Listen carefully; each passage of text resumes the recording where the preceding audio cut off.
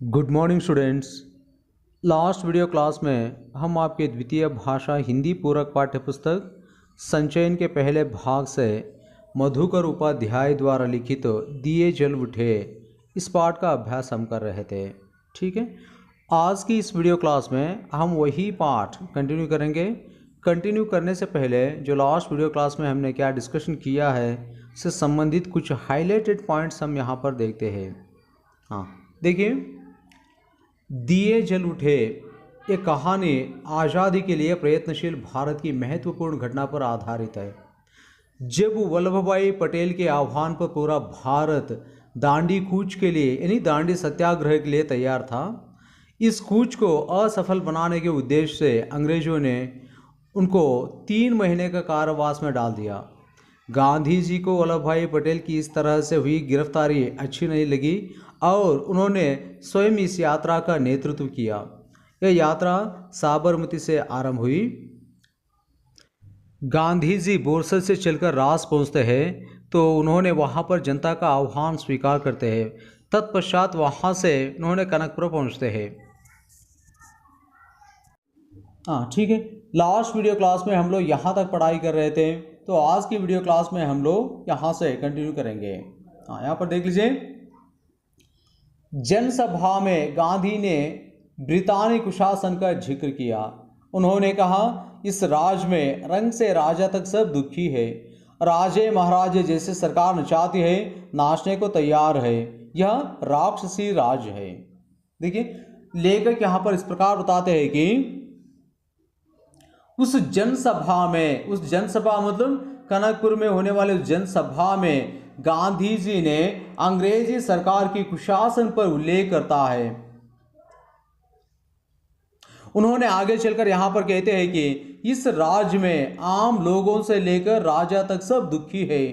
राजा महाराज लोग सरकार जैसे नचाती है, ये लोग नाचने के लिए तैयार है। यह राक्षसी राज्य है। यह बिल्कुल राक्षसी राज्य है।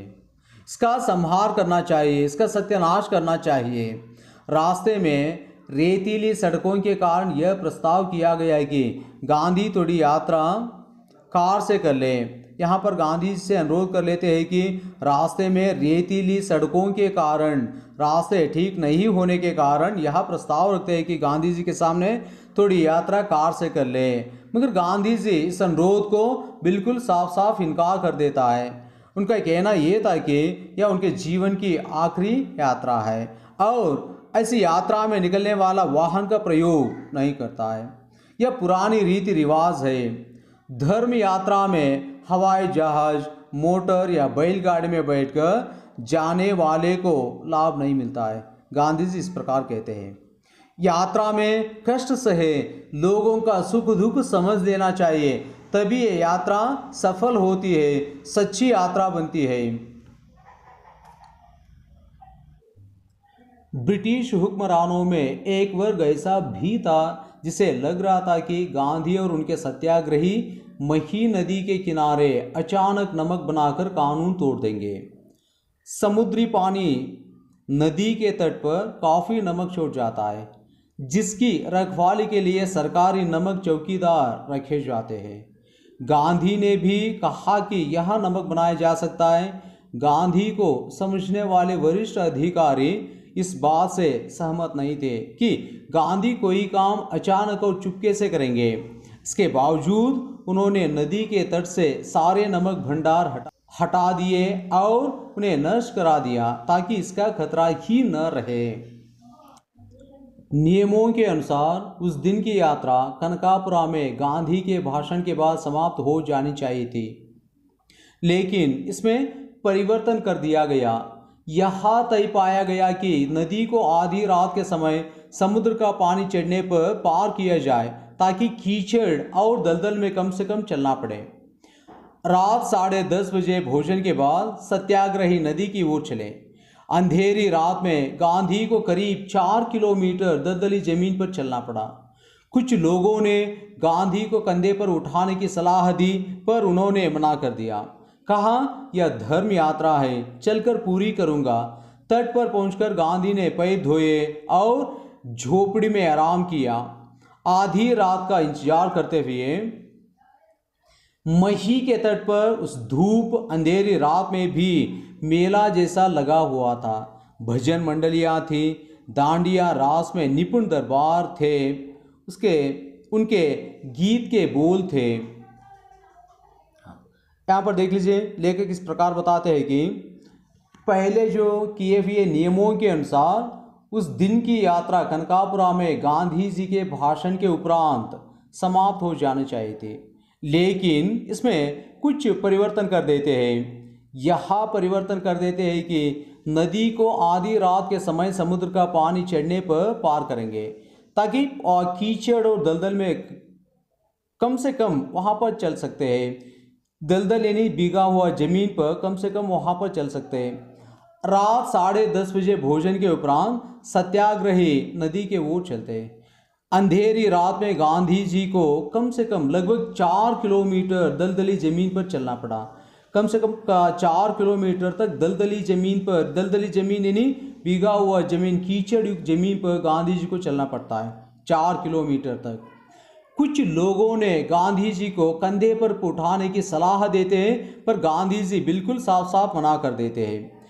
आगे चलकर गांधी जी यहाँ पर कहते हैं कि उन सत्याग्रहियों को, यह धर्म यात्रा है, चलकर पूरी करूँगा मैं।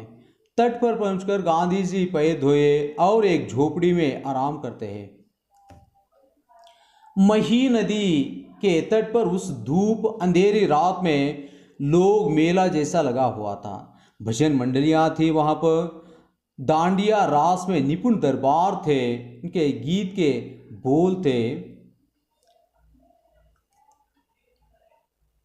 देखो गांधी का दांडिया रास, देखो गांधी का दांडिया रास, देखो वल्लभ का दांडिया रास, दांडिया रास सरकार का नाश, देखो विट्ठल का दांडिया रास, देखो भगवान का दांडिया रास।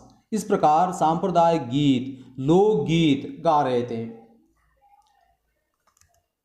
गांधी को नदी पार करने की जिम्मेदारी रघुनाथ काका को सौंपी गई थी। उन्होंने इसके लिए एक नई नाव खरीदी और उसे लेकर कनकापुरा पहुंच गए।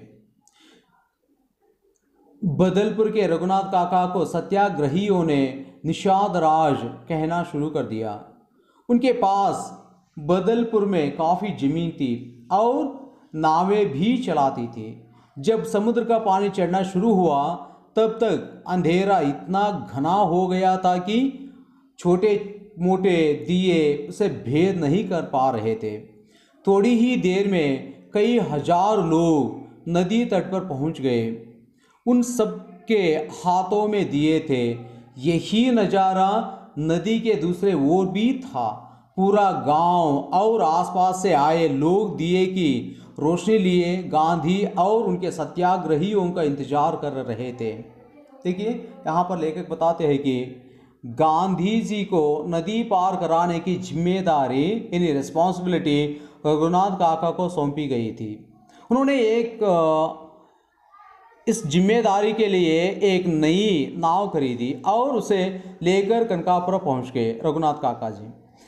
बदलपुर के रघुनाथ काका को सत्याग्रहियों ने निषाद राज कहना शुरू कर दिया। निषेध राज का मतलब ये होता है, रामायण पर जब श्री राम जी वनवास पर रहते, निषेध राज अपने नाव में बिठाकर श्री राम जी को नदी पार करवाया था। तो इस वजह से रघुनाथ काका को यहाँ पर निषेध राज कहना शुरू कर देते सत्याग्रहियों ने। उनके पास बदलापुर में काफ़ी ज़मीन थी रघुनाथ काका के पास और नावें भी चलाते थे। जब समुद्र का पानी चढ़ना शुरू हुआ तब तक अंधेरा इतना घना हो गया था कि छोटे मोटे दिए ये अंधेरे को भेद नहीं कर पा रहे थे। थोड़ी ही देर में कई हजारों लोग नदी तट पर पहुंच गए। उन सबके हाथों में दिए थे। यही नज़ारा, यही दृश्य नदी के दूसरे ओर भी था। पूरा गांव, उस आसपास से आए लोग दिए की रोशनी में गांधी और उनके सत्याग्रहियों का इंतजार कर रहे थे, प्रतीक्षा कर रहे थे। रात 12 बजे मही सागर नदी का किनारा भर गया, पानी चढ़ाया था।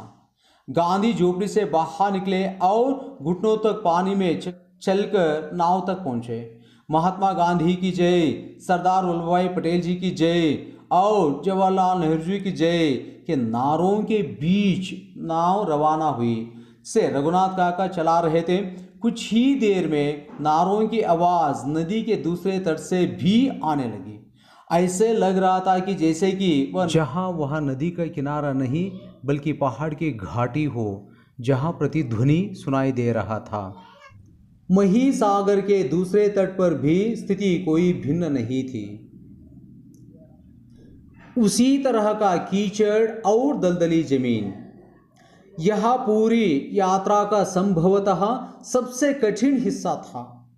1.5 किलोमीटर तक पानी और कीचड़ में चलकर गांधी जी रात 1 बजे उस पार पहुंचते और सीधे विश्राम करने चले गए।